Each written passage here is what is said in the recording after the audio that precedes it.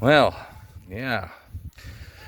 I'm making a video of this thing here. Well, it was fucked up pretty bad. I guess he had problems with it there. He couldn't start it, this, that, the other thing. I gave it a complete service, put a new plug in it, and cleaned off the pickup, the flywheel.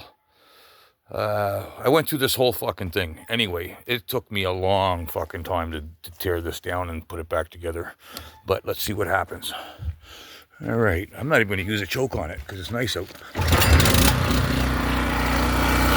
Well, will you fucking look at that?